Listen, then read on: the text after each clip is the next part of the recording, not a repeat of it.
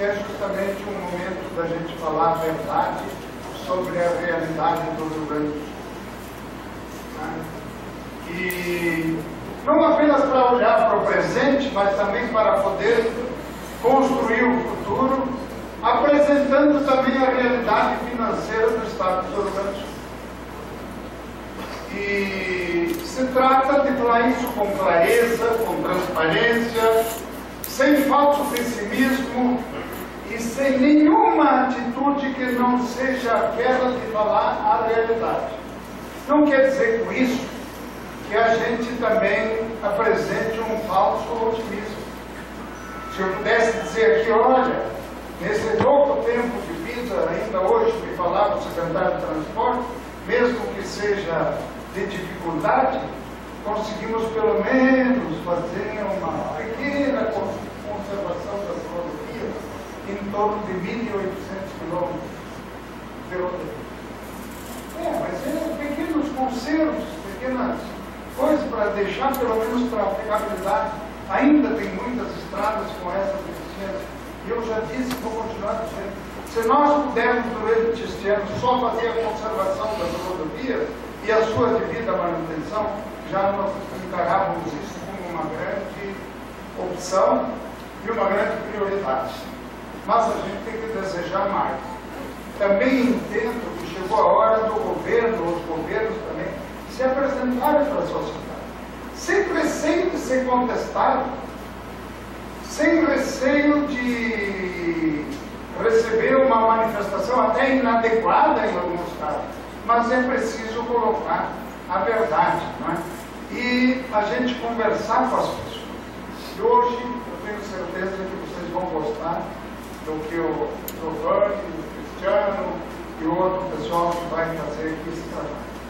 E eu gostaria de dizer também, para não espichar demais, que vocês fazem parte de um lugar muito importante, ainda mais porque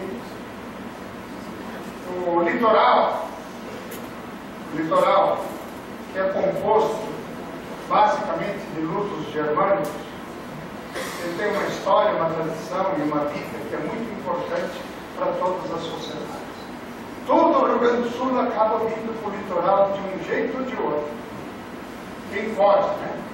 Outros nem conheceram o mar. O meu pai foi conhecer o mar com 70 e tantos anos de vida. Ele nunca tinha visto isso. Um tio da minha esposa, então, foi mais além. Ele conheceu com quase 80 anos. E achou estranho ver aquilo lá, porque ele tinha vindo uma vez quando era jovem numa excursão e depois não viu. Mas aqui tem uma riqueza, uma potencialidade natural que desenvolve as pessoas. E é isso que nós queremos. E tem uma outra coisa que o COREP vai nos ajudar, e as universidades, junto com a Secretaria de Planejamento, de que a gente comece um processo de desenvolvimento regionais. É lá que tem as vocações econômicas que precisam ser ressaltadas para o desenvolvimento das nossas comunidades, das nossas cidades, dos nossos municípios. Afinal, vocês fazem parte de uma cultura e de uma história que é do Rio Grande que deu certo.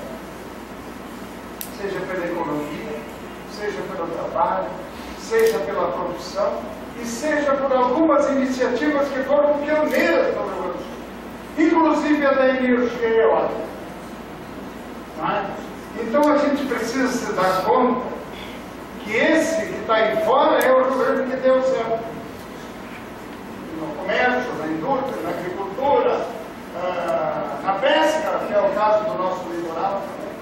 Mas temos também um lado que não está certo, que é o poder público, que precisa ser modificado e ser alterado. E precisa criar condições de ser trabalhado um pouco diferente. Por outro lado, quanto à realidade financeira do Estado do Rio Grande do Sul, nós precisamos também ser verdadeiros e muito claros. A crise, ela é muito profunda. Eu sempre digo, o Rio Grande, na área financeira, não chegou ao limite. Ele passou, ele foi além do que ele podia. Então a crise é profunda, séria, grave, e vai levar muito tempo para ser equalizada, para ser equilibrada a situação financeira do Estado do Rio Grande do Sul. Mas nós não temos receio de enfrentar essa questão. Não nos falta coragem e nem determinação de fazer justamente a nossa parte. Se é para os meus filhos, se é para as outras gerações terem a oportunidade de ter um Estado equilibrado financeiramente. O enfrentamento poderia ser feito com uma realidade diferente. Eu poderia chegar aqui e dizer para vocês: fiquem aí aguardando, nós vamos fazer isso, vamos fazer aquilo, vamos fazer outra coisa. Quem me conheceu sabe que durante o período eleitoral eu não quis fazer promessa nenhuma. E não vai ser diferente agora do que vai ser. Não adianta eu prometer aquilo que não pode ser realizado. Eu tenho que fazer, junto com a minha equipe, com o pessoal que trabalha conosco, com o vice-governador, com os prefeitos, com as entidades, com as associações, com as organizações, com os servidores, com todo mundo, fazer aquilo que precisa ser feito. Tenho confiança e serenidade para dizer que esta não é uma tarefa para um homem só. E nem de um governo só. Nem de um governo só. Mas eu tenho certeza também que o Rio Grande é muito maior do que os nossos problemas.